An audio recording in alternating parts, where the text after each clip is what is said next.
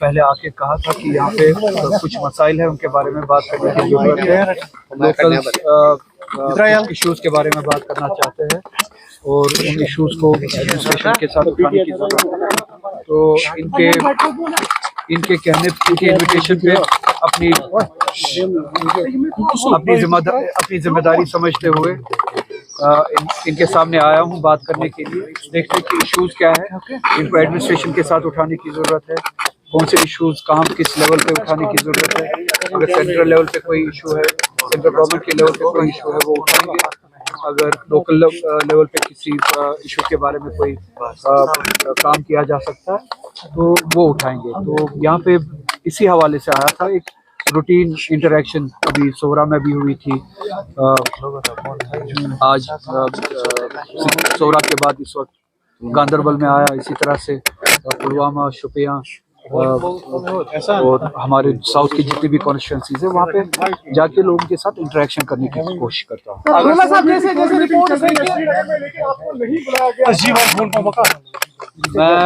मुझे नहीं पता कि कौन सी मीटिंग चल रही है, किस हवाले से नहीं सकते। अगर वर्किंग कमेटी की मीटिंग चल रही है तो मैं वर्किंग कमेटी का परमानेंट मेंबर हूँ। 2002 से लेके आज तक पहली बार हुआ है कि मुझे इस मीटिंग का इन्विटेशन नहीं मिला है। अगर वर्किंग कमेटी की मीटिंग चल रही है, मैंने आप ही दोस्तों के जरिए सुना। रोला साहब जैसे रिपोर्ट थे कि रोला साहब जो है अलग पार्टी बना रहे हैं, सोशल मीडिया पे कल से लगातार ये खबरें कर रही है।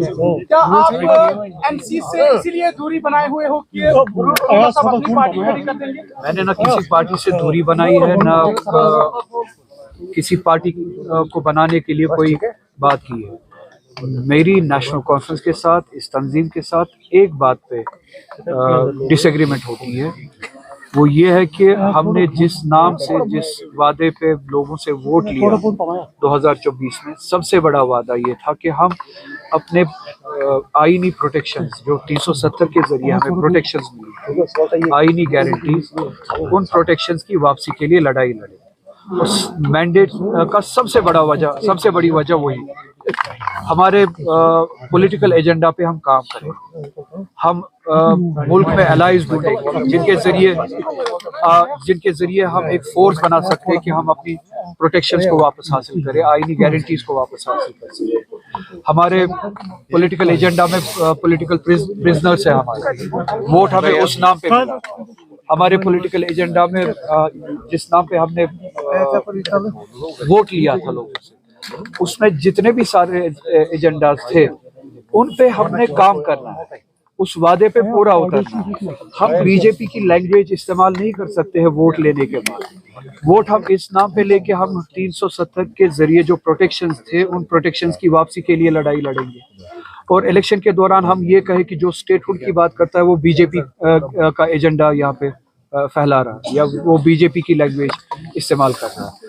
और इलेक्शन में कामयाबी के बाद हम वही लैंग्वेज यूज करें जो बीजेपी यूज करती थी कि हमारी लड़ाई स्टेटहुड की 370 के प्रोटेक्शन के लिए।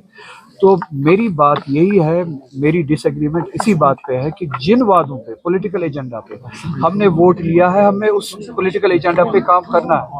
हमें 370 के जरिए प्रोटेक्शन जो मिली थी उसकी प्रोटेक्शन के लिए काम करना है। हमें इस रियासत में जो हमारे प्रिजनर्स हैं उनकी वापसी के लिए हमें काम करना है। हम डाइल्यूट नहीं कर सकते अपनी लड़ाई को, बीजेपी की लैंग्वेज यूज करके स्टेटहुड की लड़ाई बना के अपने कॉज को डाइल्यूट नहीं कर सकते। और अगर हम वो कॉज को डाइल्यूट कर रहे हैं, हम बीजेपी के रास्ते पे चल रहे हैं और हम वो धोखा लोगों को नहीं दे सकते। इसी के साथ साथ रिजर्वेशन का इशू है, एम्प्लॉयमेंट का इशू है, रूटीन गवर्नेंस के हवाले से, बिजली के हवाले से जो वादे दिए गए थे, रूटीन गवर्नेंस के जो वादे दिए गए थे, एम्प्लॉयमेंट के जो वादे दिए गए थे, उन पे हमें अमल करना है। 1 साल से ज्यादा हो चुका है। अब 1 साल से ज्यादा अरसा गुजरने के बाद आप मुझे बताइए, अगर हमने ना पॉलिटिकल एजेंडा पे काम किया, 370 के हवाले से हमने कोई काम, हमने वक्फ अमेंडमेंट बिल जब आई, हमने अपने दीनी मजहबी फ्रीडम के हवाले से जो हमें लड़ाई लड़नी थी उस पर काम नहीं किया। इस वक्फ अमेंडमेंट के वक्त जो हमें लड़ाई लड़नी थी उसके लिए 5 साल की जरूरत नहीं थी। वो सवाल तभी का था और तभी उसके लिए लड़ाई लड़नी थी 1 साल में।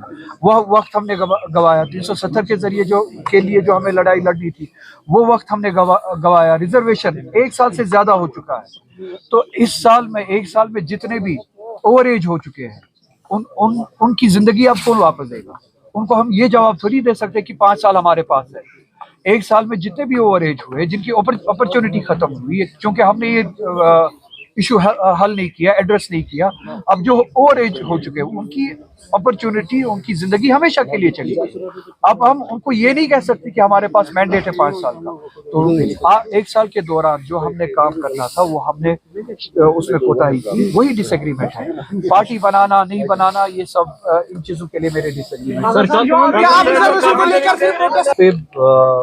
इलेक्टेड हमारी जो गवर्नमेंट है, 1 साल पहले ही जिस गवर्नमेंट को हमने, जिन रिप्रेजेंटेटिव्स को हमने वोट दिया था, इस वक्त सफ़े अव्वल पे वो होने चाहिए थे। वो कहाँ है? अगर हमने वोट लिया जो बुलडोजर यूपी में चलता है वो बुलडोजर हम कश्मीर में चलने नहीं देंगे। अगर हमने वोट लिया कि यूपी में जो ज्यादतियां होती है कम से कम हम कश्मीर में वो ज्यादतियां होने नहीं देंगे। आज जब गांदरबल में वही बुलडोजर चलता है तब हमारे लोकल रिप्रेजेंटेटिव्स कहाँ हैं? वो लोग कहाँ हैं जब जिन्होंने इसी प्रोटेक्शन के लिए, इसी दफा के लिए, इसी रिप्रेजेंटेशन के लिए वोट किया? हो सकता है कहीं पे एनक्रोचमेंट हुई हो, मगर अक्सर जगहों पे जहाँ पे मैंने भी यहाँ पे अभी बात की लोकल्स के साथ, कोई एनक्रोचमेंट नहीं, कोई खिलाफ वर्जी नहीं, कानून को बालाए ताक रख के एक बुलडोजर चलाया गया। तो अगर इस वक्त भी लोकल रिप्रेजेंटेटिव आपके सामने आपके डिफेंस के लिए ना हो, आपकी प्रोटेक्शन के लिए ना हो, तो हमने वोट ही क्यों दिया? तो जो निज़ाम यूपी में चल रहा था वही निज़ाम यहाँ पे एलजी के जरिए चल रहा था, वही बुलडोजर तब भी चल रहा था, वही बुलडोजर आज भी चल रहा है। अगर साहब ब्यूटिशियन ने जेपी छोड़ के आया है, पीडीपी छोड़ के आया है, वो मुझे उसूल के बारे में बताएगा, पार्टी के बारे में बताएगा। मेरी लड़ाई उसूलों पे मबनी, कुर्सी के लिए नहीं है। मैंने पार्टियां नहीं बदली है कुर्सी के लिए, मैंने उसूल नहीं बदले हैं कुर्सी के लिए। 2 साल पहले जिनका एड्रेस नेशनल कॉन्फ्रेंस में नहीं था, वो कभी उनका हाथ बीजेपी के साथ होता है, कभी उनका हाथ पीडीपी के साथ होता है। जहाँ पे कुर्सी मिली, जहाँ पे अपॉर्चुनिटी मिली, वहाँ पे चले गए। उनकी जिंदगी में, उनकी सियासत में ना प्रिंसिपल्स है, ना वैल्यूज है, ना डायरेक्शन है। मेरी सियासत, मेरी कोशिश प्रिंसिपल्स और वैल्यूज पे मबनी है, और इसलिए मेरी लड़ाई जो अगर मेरी डिसएग्रीमेंट की है पार्टी के साथ, वो उसूलों पे मबनी, वो कुर्सी के लिए नहीं है।